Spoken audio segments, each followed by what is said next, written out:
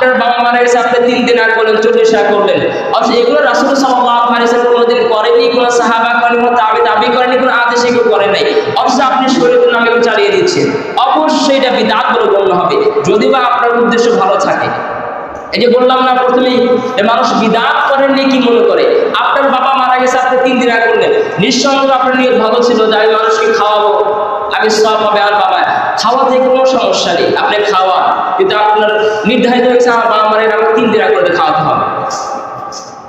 ইসলামের ভিতরে রাসূল সাল্লাল্লাহু আলাইহি ওয়াসাল্লামকে একজন ব্যক্তি এসে আল্লাহ নবী আইয়ুল ইসলামি খায়র, ইসলামের ভিতরে সবচেয়ে উত্তম আমল কোনটি, সবচেয়ে ভালো কাজ কোনটি?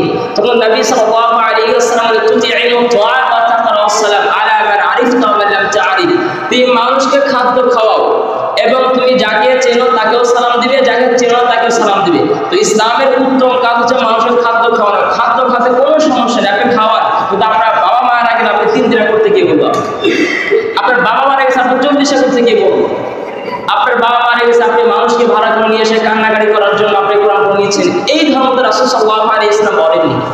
আপনার উদ্দেশ্য যদিও ভালো থাকে, যদিও আমল সুন্দর, কিন্তু শরীয়ত এগুলোকে 5 পয়সা দাম দেয় না, অতএব এগুলো বিদআতি আমল।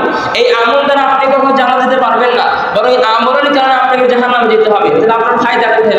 আমাকে বলেন। আপনি হুজুরকে ভাড়া নিয়ে আসলেন, আপনার টাকা গেল, আপনার শ্রম ব্যয় হলো, আপনার আখিরাত শেষ হলো, দুনিয়া শেষ হলো, আপনার লাভ কি হলো? ধর্ম কি পাগল নাকি? যদি আপনার দুনিয়া বি লাভ হতো তাহলে আমি বুঝতাম, আপনার দুনিয়া তো লাভ হচ্ছে না, আপনার তো টাকা দেওয়া লাগতেছে।